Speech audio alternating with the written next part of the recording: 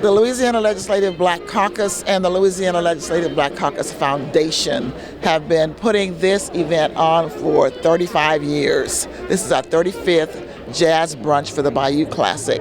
And what's most important about it is that we have made this all about our youth, because we give out scholarships to young individuals who are deserving, who are in college, so that they can continue their education. We've even added on foster students who may not be able to get scholarships, and also first-generation students whose family members have never gone to college. So we've expanded our base and looking at how we can continue to keep young people engaged in their educational journey. We represent the interests and advocate the goals and initiatives and sometimes concerns and needs of the black citizens of the state, because as legislators we are considered the most impactful political representative of our constituents in the state. Over the years, the caucus has been involved in all things that impact our constituents across the state, from education to labor issues, minimum wage, to equal pay for women, to even the felons voting bill, which passed in 2018, and our criminal justice reform efforts. So I know that a lot of that's still going to be on the minds of the members as they go forth into the next session, and we're going to just continue to ensure that our constituents get the best that they can get from the Black Caucus who are going to be in office. Welcome to the 35th Annual Bayou Classic Scholarship Jazz Brunch. This year's theme is the Blazing Pathways to Success, journeying through yesterday, today, and the future. The honorees today reflect the tradition of the Black Caucus standing as a beacon of light to the communities we serve. We honor Southern University and Grambling State University, who collectively have given the world some of the greatest minds in service to all mankind. Welcome to the leaders, alumni, and of course, the students of Southern University and Grambling State University. This event serves as the primary fundraiser for the Louisiana Legislative Black Caucus that provides scholarships to students throughout the Black Caucus districts across the state. Your presence here this morning helps to continue this noble tradition. Allow me to bring greetings on behalf of the honorable members of the Southern University Board of Supervisors, as chaired by the honorable member, Mr. Des Moines Rutledge, the administration, faculty, and most importantly, the students of Southern University and A&M College. I am simply pleased to be afforded this opportunity to engage with you this morning. Quite frankly, I often cite that one of the benefits of this job is the opportunity to engage with special people. And this week has really been a rewarding one. Just on yesterday, we had the occasion to hear from the Commissioner of Higher Education, Kim Hunter-Reid, who attended the board meeting, and she laid out once again the master plan for institutions as they engage in their responsibility to drive economic development for the state of Louisiana. And I thought I would impose on you and see if you would join me in acknowledging our Commissioner of Higher Education, Dr. Kim Hunter-Reid.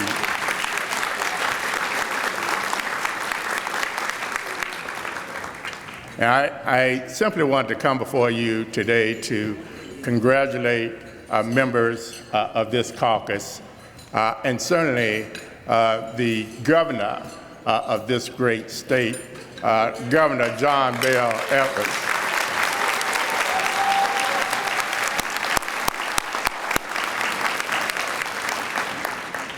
Governor Edwards clearly has been an advocate for the higher education community and simply a friend of Southern University and Grambling State University. I should acknowledge or call to your attention where he's sitting today. He's sitting on southern side, I believe it is. I'm not sure if that's an indication of anything, but I'll leave it at that.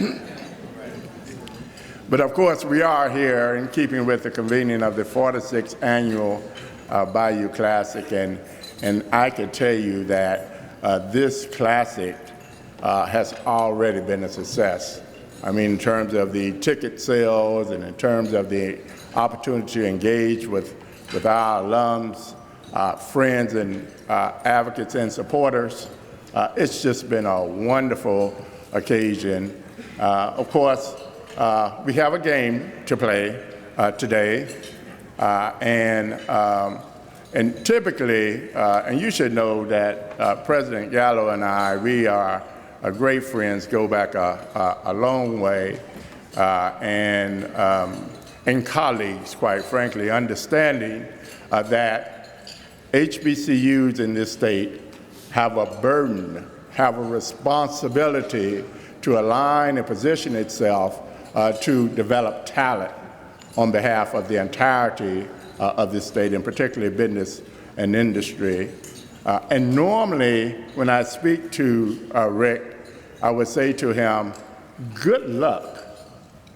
I will not say that to him today.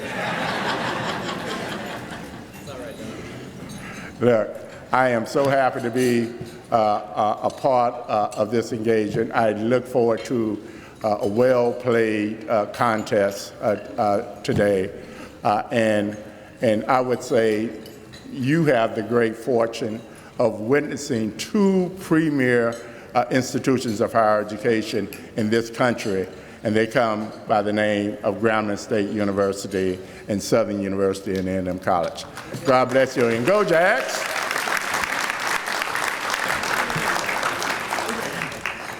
Well, good morning, and on behalf of Graham Fam everywhere, the place where everybody is somebody, Grambling State University, I extend greetings this morning.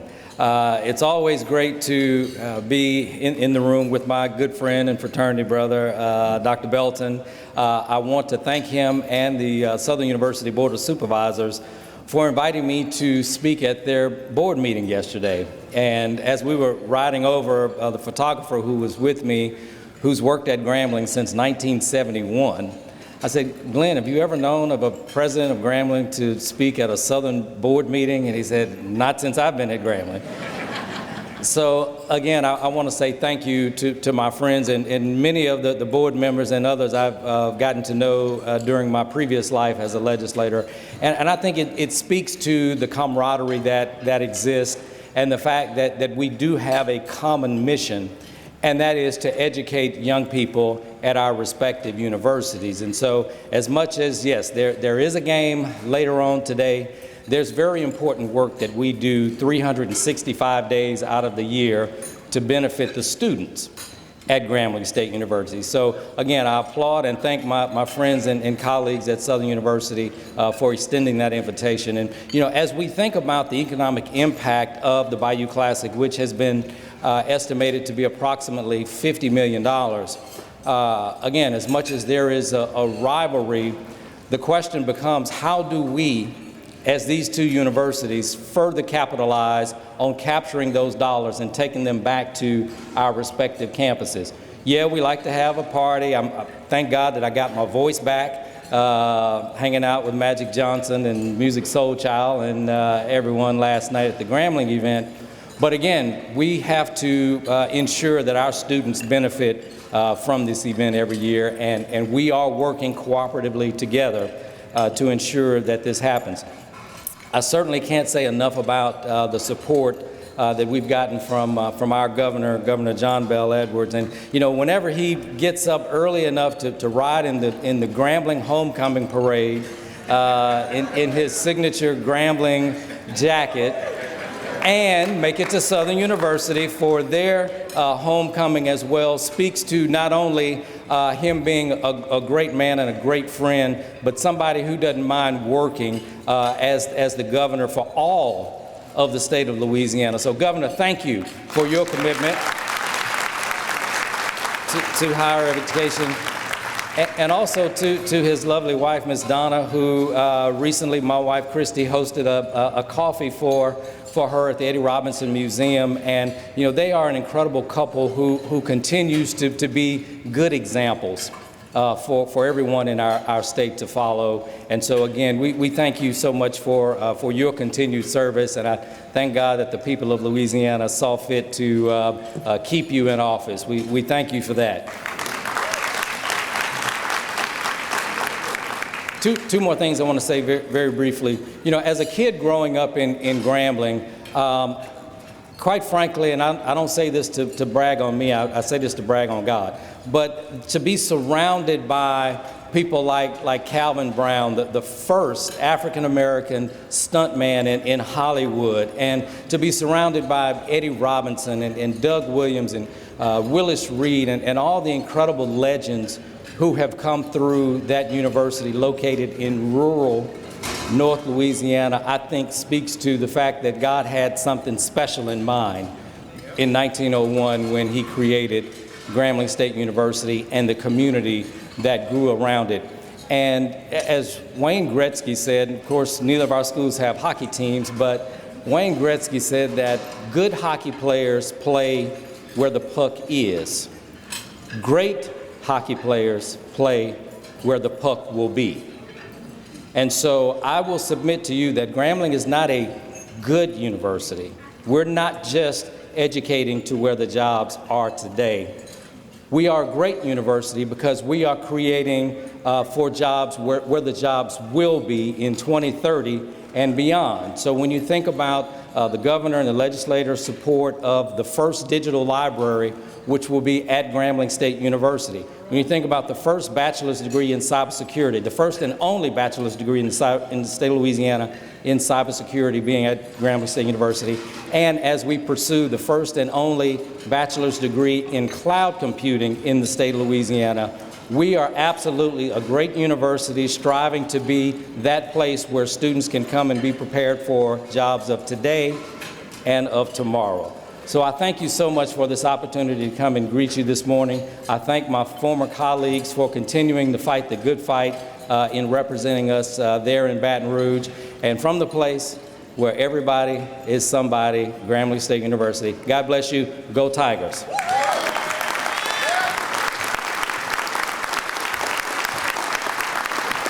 Thank you.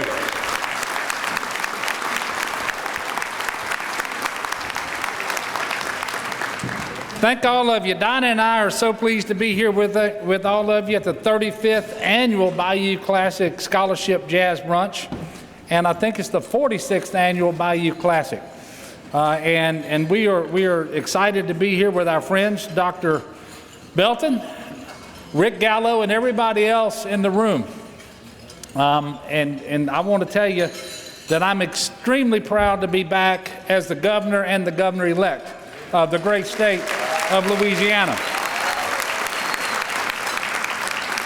And it is not lost on me that one of the biggest reasons that is true, that I've been reelected, is because of the hard work, the loyal support of people who are in this room. So I want to thank you from the very bottom of my heart. I also want to thank all the members of the Legislative Black Caucus and the Legislative Black Caucus Foundation for your tremendous work. I want to congratulate all the new members of the Black Caucus and to those who are leaving for one reason or another. I want to thank them, and I know their names are in the program. I think they're going to be recognized later, but many of these members were elected in 2007 when I was, and we served together for 8 years in the legislature and over the last 4 years that I've been governor. And I want to tell you that I am pleased and proud to call each and one of them a very dear friend. And so I want to thank Representative Pat Smith, Senator Wesley Bishop, Senator Yvonne Colon, Senator J.P. Morrell, Representative John Bagneris, Representative A.B. Franklin, Representative Terry Landry Sr., and Representative Barbara Norton. And I want to tell each and every one of you that I love you. And I appreciate the fact that you all have served so well. I also want to congratulate all of the outstanding individuals who are receiving an award today, and they're all listed in the program. They're all going to be recognized individually later, but sitting at the table with me is one of the honorees who is a legend. and he's an Army man like myself, and I just want to thank Lieutenant General retired Russell Honore for his service to our country and to our state. God bless you. You know, obviously the matchup between Grambling and Southern today is a classic Louisiana tradition. It's one of the highlights every year for the football season in the state of Louisiana. And I just wanted to confirm something a while ago. And by the way, Dr. Belton said I was sitting on the Southern side. Really, I was sitting on the side of my wife, Donna, just so you know. But I wanted to confirm that the winner of today's game was going to be going to the SWAC championship game. And Dr. Belton said, yes, we will. I don't know, Rick. He's pretty confident over there. But it isn't just about a game. It's about blazing pathways to success, and that is what Dr. Belton and President Gallo were talking about. Education is the foundation to opportunity. We know that. And by the way, I'm proud of the work that's happening in Louisiana, where for the first time in many, many years, we actually increased our investment this year in higher education, all of higher education, our community colleges, our technical colleges, our four-year universities, and certainly our HBCUs. And I want to thank Kim Hunter-Reid, Commissioner, for her work in helping to make that possible, along with all these legislators who are behind me. We want more opportunity, we want more prosperity, and we want it here in Louisiana. And having a better educated citizenry, having a better human talent pipeline, we know is the key to investment, job creation, and the rewarding careers that we want for our people. You know, I love a good football rivalry, but it also brings the attention to the importance of HBCUs generally. And I tell people this all the time because, quite frankly, in 2019, there's some people who no longer see the relevance of HBCUs. And if you believe in opportunity and prosperity for everybody, and you believe that education is the key to that, you have to support HBCUs, because while only 3% of our nation's universities are HBCUs, 22% of all four-year degrees awarded to African Americans are awarded by HBCUs. We know that. 25% of all STEM degrees. And so I support HBCUs, and I'm looking forward to making that a big part of our mission in the second 4 years. And you can bet I will continue to support our great HBCUs like Southern and Grambling. Look, I happen to think that y'all stayed up too late last night. Y'all are mighty quiet today. And I asked what time did the Battle of the Bands end. Somebody told me it ended around 10 o'clock. Well, if that's true, where was the after party? Okay. I hope y'all get it together before the game today. Look, I want to thank the foundation and the caucus for awarding scholarships. We talk about education being synonymous with opportunity. Well, guess what? Scholarships create that opportunity. So there's a very important mission for this brunch, and I want to thank everybody who has anything to do with it, everybody who's a big supporter of the efforts here. And I want to also thank people for your help in getting that election over with successfully a couple of weeks ago. I appreciate and welcome the support of the HBCU alumni and students, as well as the faith-based community, the collective of Black Greek lettered organizations, and historic groups like the NAACP, the Urban League, and so many elected officials all around the state of Louisiana who made that possible. That's a win that the history books are going to look very kindly on, not just because we were able to win, but because of the things we're going to be able to do together over the next 4 years because we won. But I want to talk a little bit about the win too. There's no doubt in my mind that my opponents spent $50 million. There were 3 visits by the president, a couple by the vice president, one by Donald Trump Jr. And when the votes were counted, we came out on top. I want to thank you for that. I want to thank you for your support. I look forward to working with you for 4 more years. And I want all the people in the room who work for me in my administration to stand for just a second. I'm going to claim Dr. Kim Hunter-Reid, even though it was the Board of Regents who hired her. You go ahead and stand up. And of course, she's not mine anymore, but Erin Monroe Wesley is here. She's the Vice President of Government Affairs of Caucus. I've got Kimberly Robinson, Secretary of Revenue. Alicia Williams, who I think comes from Grambling, if I'm not mistaken.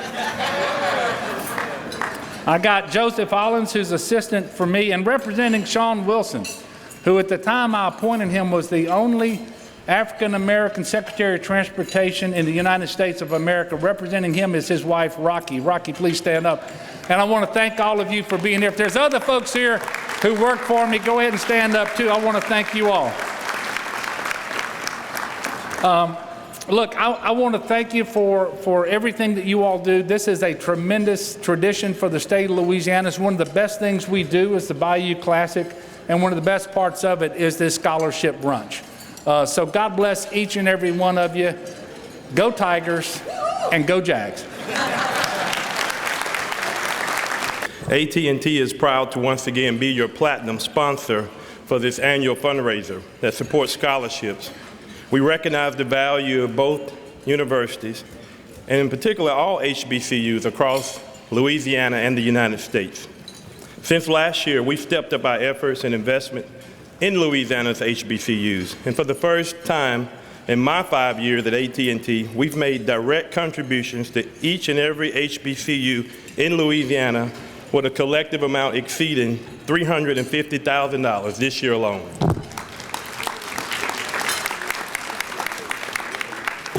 We recognize the needs and appreciate the talent produced by our universities. As tribal chairman of the Coushatta Tribe of Louisiana, let me say how grateful I am to have a personal and professional relationship with this outstanding institution, as well as with so many of you here this morning.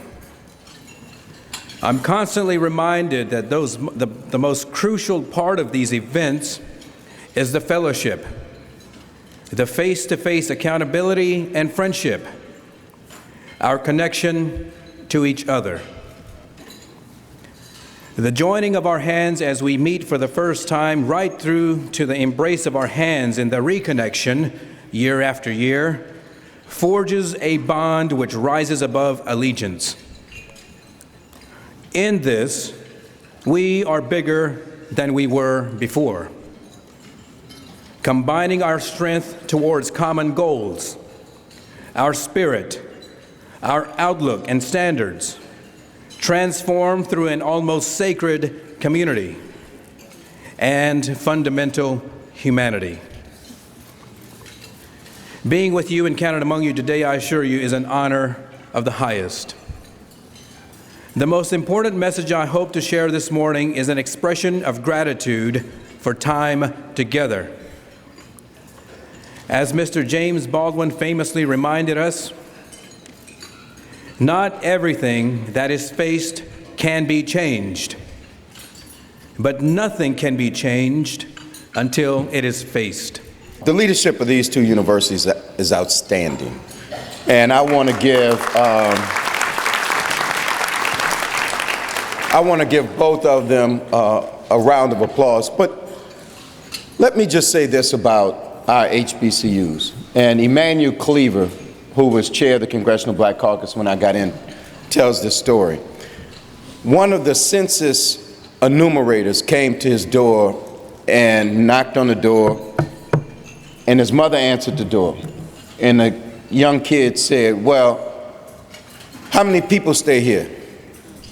She said, "Well, I got Emmanuel, and then I got the twins, Elvin and Melvin. But you know, they don't really act like twins." And then she said, "Oh, I got my daughter, but you know, she's a real independent one. She's strong-willed. I think she takes it after her daddy."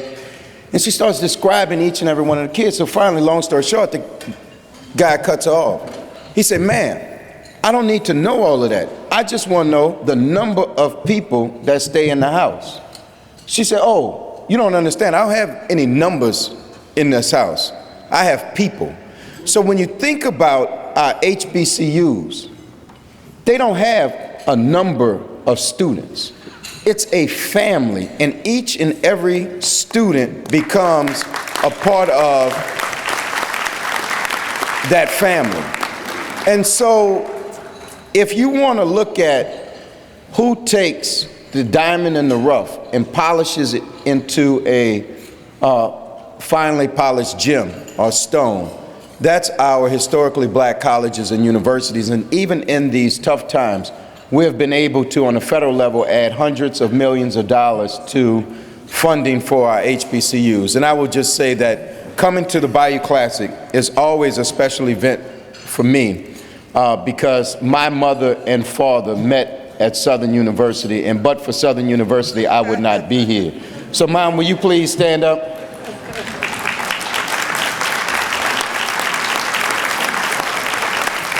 So with that, let me just leave a charge for our outstanding Louisiana Legislative Black Caucus to all of the members of it. And that is, despite the recognition, despite the lack of praise, what they do on a daily basis in this hostile environment to fight for our Louisiana colleges, to fight for our brothers and sisters in Louisiana is outstanding. I am proud to have once been a member of the Louisiana Legislative Black Caucus, but I am more proud now than ever to sit in Washington, D.C. and watch what they do, because they serve with passion and they serve for a purpose. And that purpose is our families and what we do. So it is an honor again to be here to share with my fellow colleagues in the Louisiana Legislative Black Caucus, but really here to just commend them for the fight and the effort, and to know that there's going to be tough times ahead, Governor. But we've been through tougher times, and we survived a lot. And if we think that this November was a reason to celebrate, and it was, we need to go back. We need to double down. We need to walk and march and do all those things again, because this November charted the future for the state of Louisiana. Next November will chart the future for the United States of America, and we all need to be on the playing field to make sure that our voice is heard. So, not that I have a preferred candidate, but I do have a candidate that I don't prefer.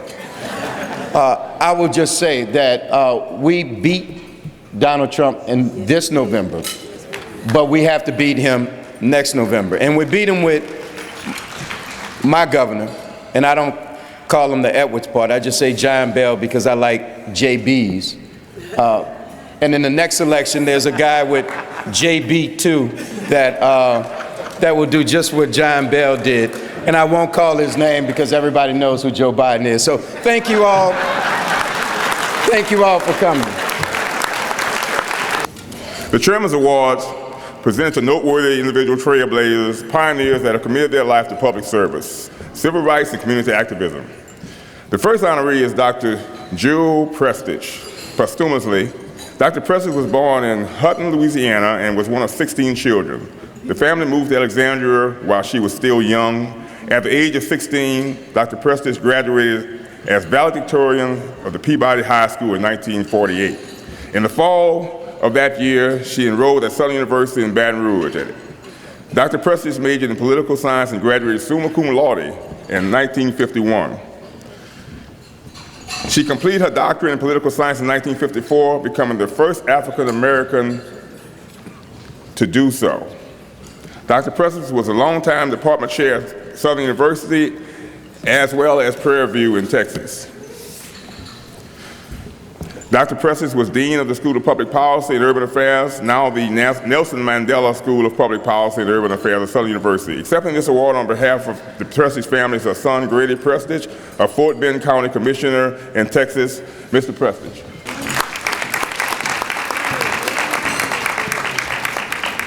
The President and CEO of the Foundation for Louisiana, formerly the Louisiana Disaster Recovery Foundation, Assistant Vice President and Executive Director of the State and Local Affairs at Tulane University, Urban Policy, are but a few of the titles that describe our next honoree.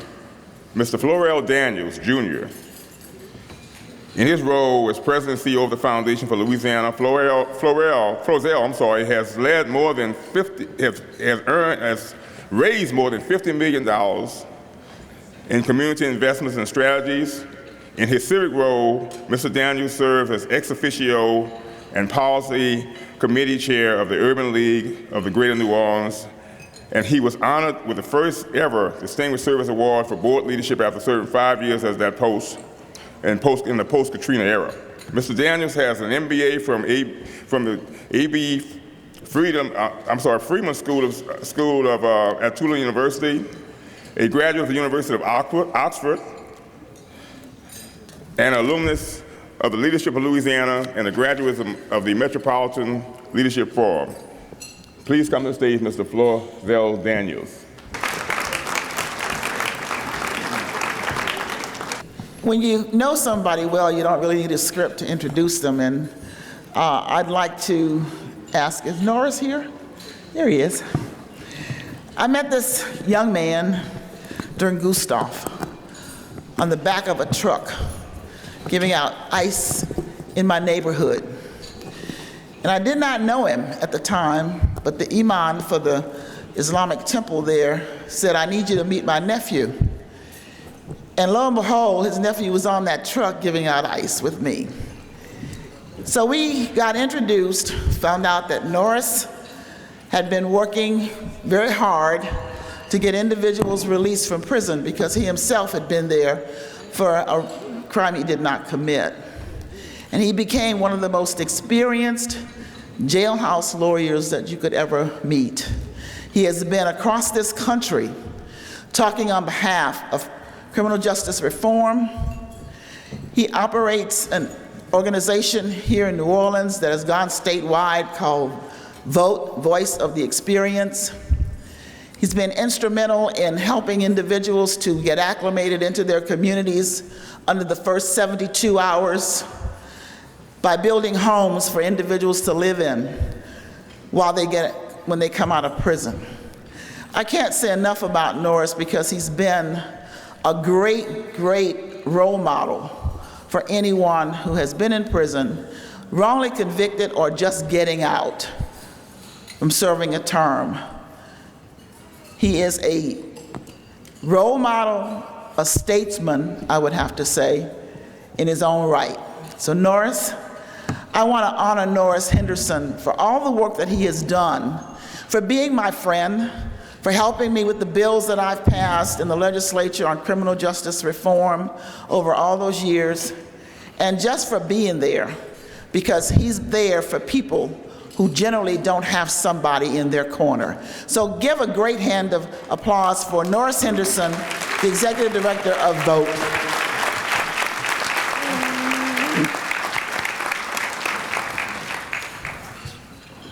This next award is a special privilege for me because he's Army governor. And during Hurricane Katrina, life was threatened, and we didn't have the resources to be able to do our jobs, to be able to turn the tide and continue the life-saving efforts that we were sent to do. And in walks this 3-star general. Things started to happen when he came on board. Everything changed. Helicopter, the airspace around New Orleans was filled with aircraft, military aircraft, helicopters. Soldiers were arriving by the thousands, and we were able to evacuate 1,000 people an hour out of the Superdome to save countless lives because of this general, because he made all the changes happen, and he made everything possible.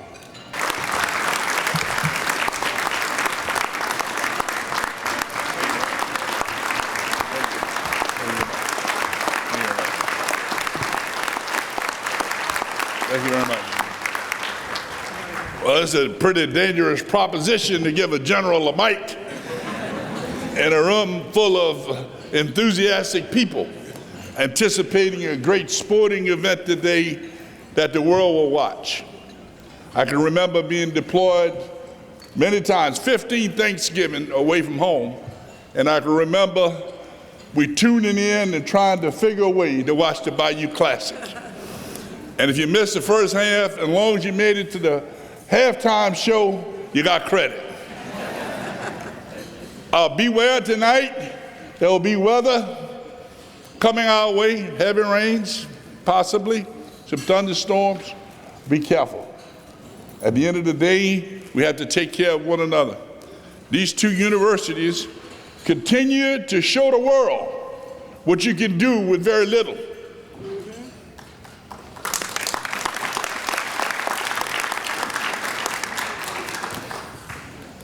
My understanding from spending time at both universities is that we are a big return on investment.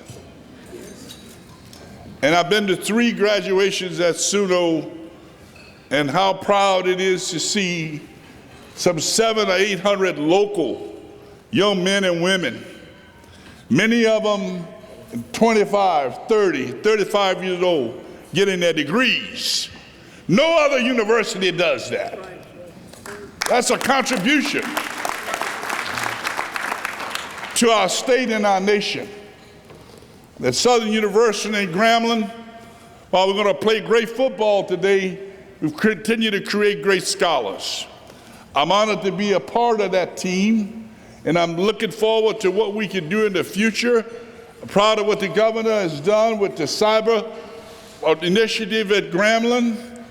And we're going to rock Southern University next year with our Answer Center. We figured out a way to clean polluted water.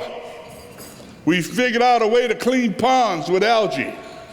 We figured out a way to how to do air monitoring. You haven't seen it in the paper because we got a few more pieces of the puzzle to put together. And sometimes it takes a little longer to build excellence. And we're not asking you for nothing but your prayers. Because the students are going to get this done. Thanks to the sponsors, thanks for this honor. It's been almost 15 years now since Katrina, and it continues to remind us. It reminds us every day that on any given day, Mother Nature can break anything built by man, and we must be prepared. God bless you. God bless Grambling. God bless Southern. God bless America.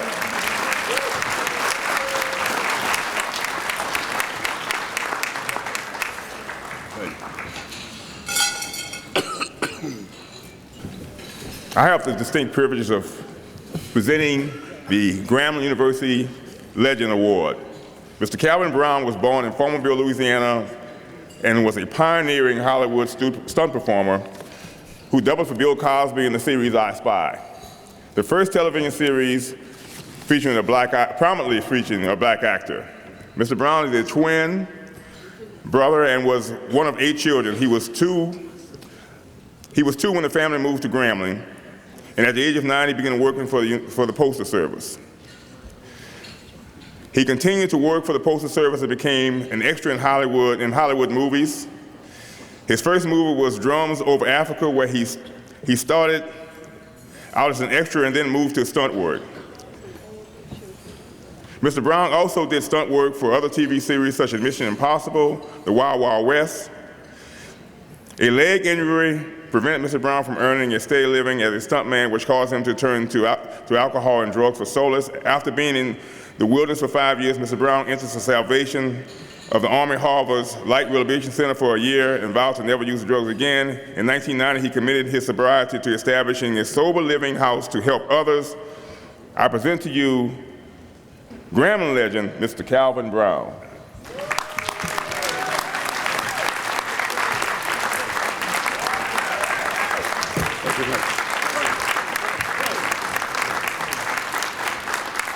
I am very honored to receive this award. And I want to thank a few people, especially the Legislative Black Caucus and the Black Caucus Foundation, along with Ms. Cynthia Bookus and Mr. Dara Spears. And I also want to give special thanks to my 2 lovely nieces that came to support me, Sean Robinson and Lovey Marie Brown Howard.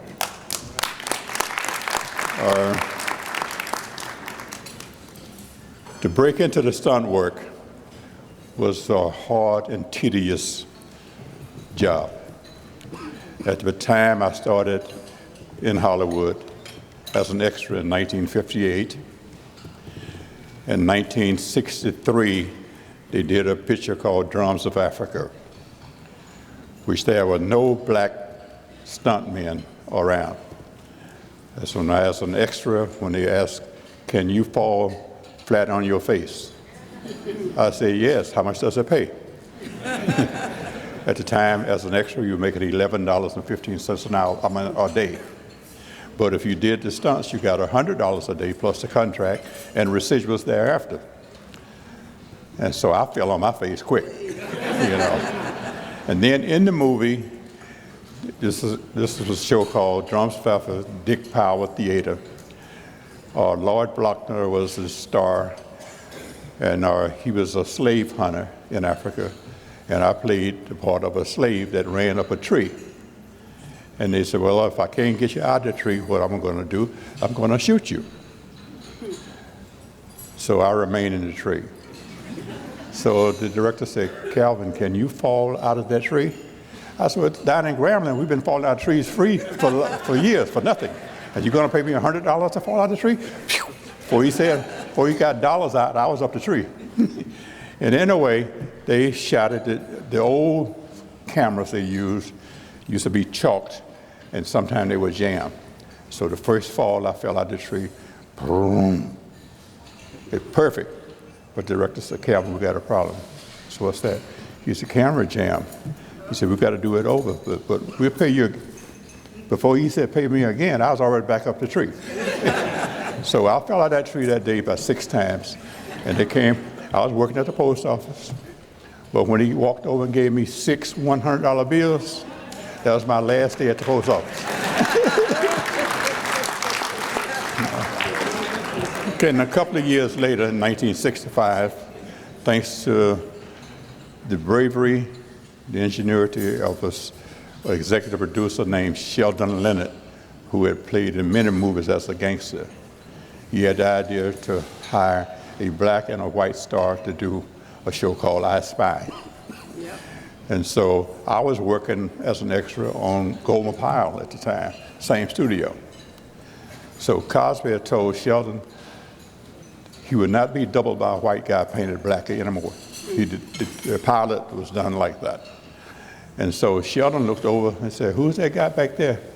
He said, oh, that's Calvin Brown. Said, he's extra for Goldman Pyle. He said, not the way he looked like Bill Cosby. He's going to be a stunt man for I Spy, because I need a stunt double for Cosby every week on the show. And so, fortunately, the show was a hit, because most Hollywood was anticipating that Cosby was going to fail. They had put me on the contract to do his stunt work. I was going to fail, and the show was going to get canceled. But we fooled them for 3 years.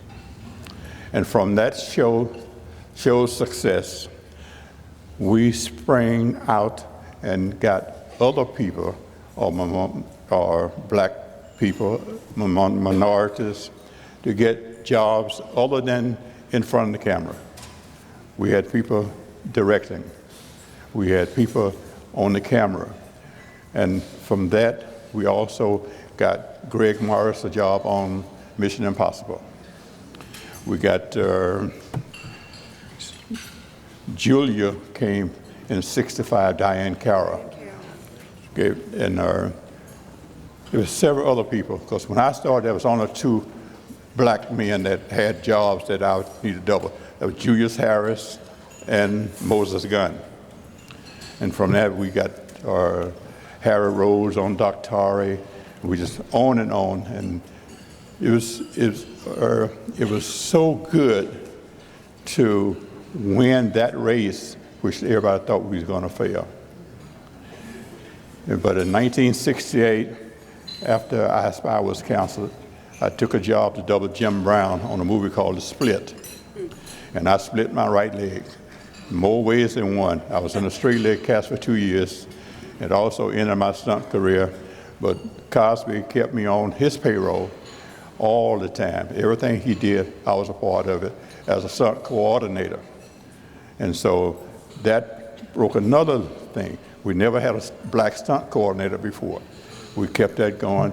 And to say I was the first, you got that 100% right. I was the first on every show that you could name of. I was the first black to work on Big Valley. I was the first black to work on Wild Wild West with Jim, I'm 83. And so sometime the laps come in, right then Bob Conrad was Wild Wild West. He kept me on this show. I did 33 Wild Wild West shows because I played football with him on Saturdays. If you played with him, you could work with him. If you didn't play with him, you couldn't work with him, you know. So those things just kept us going, and I was so glad that I was able to do those things. And it was all basically, it was training that started way back with Eddie Robinson when he first came to Grambling as a coach, 1942. I went in the first grade. Paul Tank Younger was 8th grade. But at lunch, all the boys ate first. Because at 12:15, all the boys had to be on the football field. It didn't care about 11 on the side. It was, you just line up, Rob would throw you the ball. If you want to run with it, run with it. If you didn't want to touch it, leave it alone. But we all learned how to fall, and he taught us how to be men starting at age 6. And so most of the men that went to Grambling Elementary School, we were too young to have kindergarten. Kindergarten hadn't been thought of then. Anyway, they said, well, what's I going with that?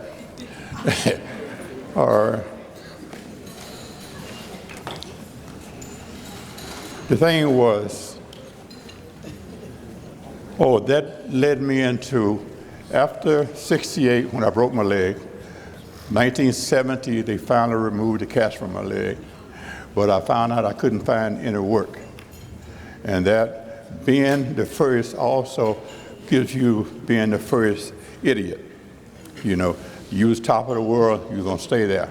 And so when I was no longer the top of the world, I was so despondent. Cocaine just came out, and I tried it. And that night, I'm looking for it again because I was addicted from the first time I hit the pipe. This lasted for like 5 years. I was a different person altogether. But finally, the good Lord saw fit to bring me out of that addiction. I went into a Harbor Light Drug Rehab Center and told the man at the desk, I want to sign up for 1 year. He said, you gonna put yourself in for a year? As long as it takes. Well, I said, a year will give me a good chance. They put me out after 9 months because you said you've learned everything. You would not have a problem with drugs anymore of your life. And so therefore, in order to keep this going, I formed the Calvin Brown's Alcoholic and Drug-Free Living Centers, where I took care of at least 16 or 17, all the way up to 20 people at a time in this house. But the moment I suspected that this person was not on the up and up, he had to leave.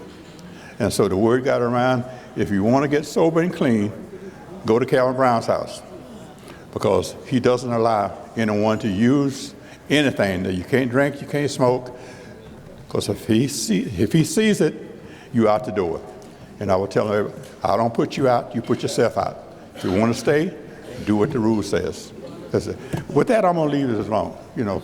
But I am so grateful to be here, because being from Grambling, I never even dreamt of I would be receiving awards such as this, or being in the stunt business as I was.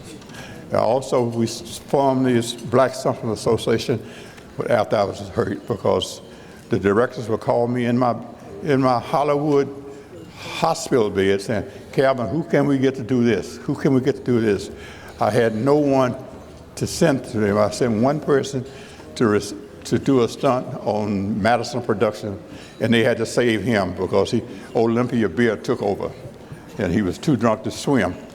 And so from that mistake. I said, from now on, if anyone get a recommendation from me, I would have seen them do what the stunt required.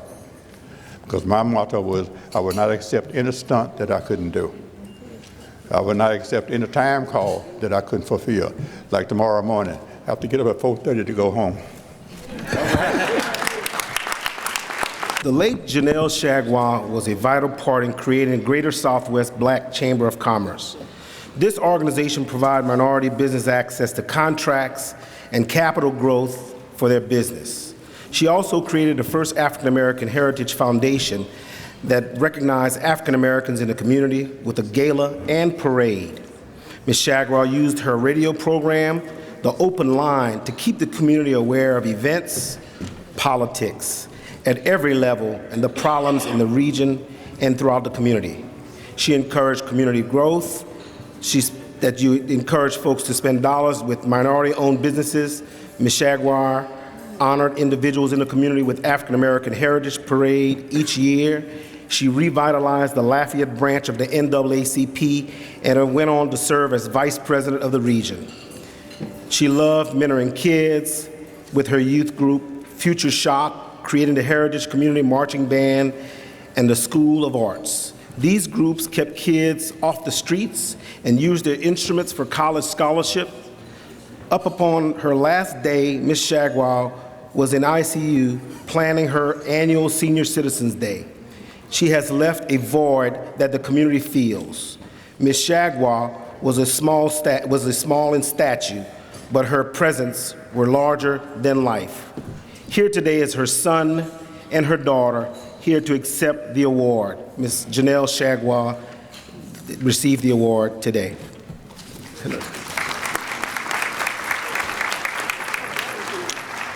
Mrs. Margie Zeno. She's an educator, spiritual leader, and youth advocate. Mrs. Zeno holds a Bachelor in Science degree in speech and pathology from Southern University in Baton Rouge and a master's degree in education from Florell University. She's also the First Lady of St. Joseph Missionary Baptist Church in Marrero, where her and her husband, Dr. Melvin Collins Zeno, is a pastor. Ms. Zeno is retired after 30-plus years of service with Jefferson Parish Schools. Mrs. Zeno was appointed the chairperson of the desegregation task force for Jefferson Parish Public School System. The committee's mission was to ensure that all children, regardless of race, color, creed, receive an equal and quality education. A lawsuit to mandate the unitary system was filed in 1964. On December 9, 2015, the settlement, her efforts resulted in a final settlement agreement of the 1964 lawsuit. The settlement reopened previously closed schools in black neighborhoods, construction of new schools, and implementation of programs in the school system designed to provide for quality education for all children. The Pinky C. Wilkerson Humanitarian Awardee, Mrs. Margie Loud Zeno.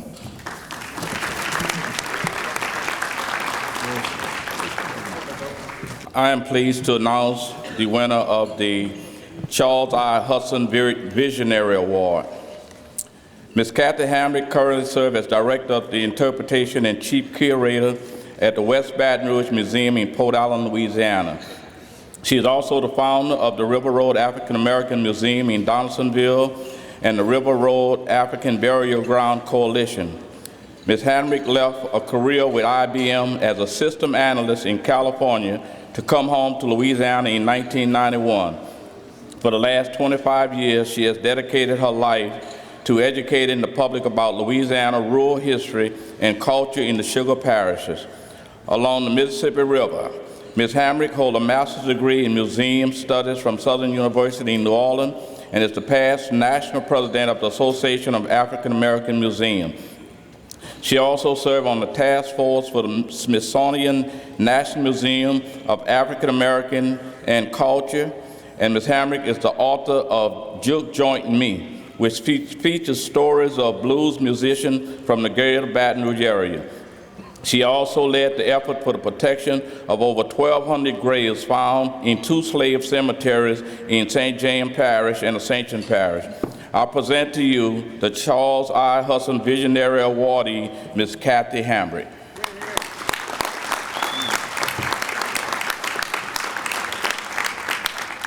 One of the reasons I ran for governor 4 years ago was about higher education. We had led the nation in cuts to higher ed, led the nation in increases to tuition. So the first thing we needed to do was stabilize higher ed. We were able to do that. In the current year, we actually made a net new investment in higher ed, our community colleges, our technical colleges, all of our universities, including our HBCUs. So we want to make sure the economy continues to grow, that our revenue is stable, and that we invest more in higher education over time.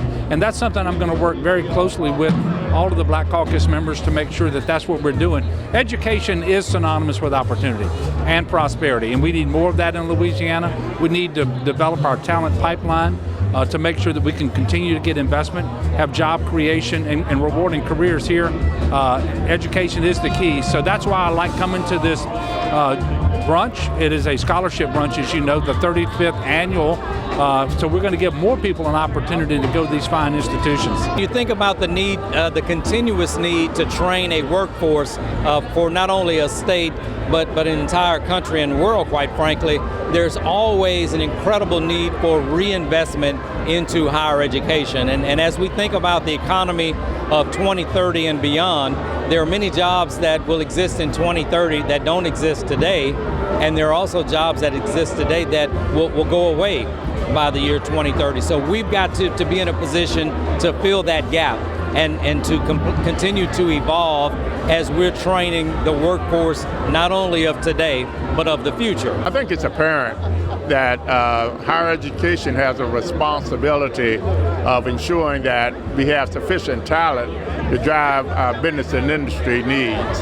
And so from that context, certainly Southern and Grambling has a burden to carry in terms of assuming this responsibility to the state. Southern Grambling's mission was originally designed to educate the underserved communities and those who come from disadvantaged backgrounds, but that's not always the case because we have multi-class black citizens, black students, but that was the primary mission. So in many cases we have students that can't afford, who are capable students who can't afford necessarily higher ed with the escalating cost of higher education, can't afford it. So we're here to raise money to help them and create opportunities for them and turn dreamers into achievers.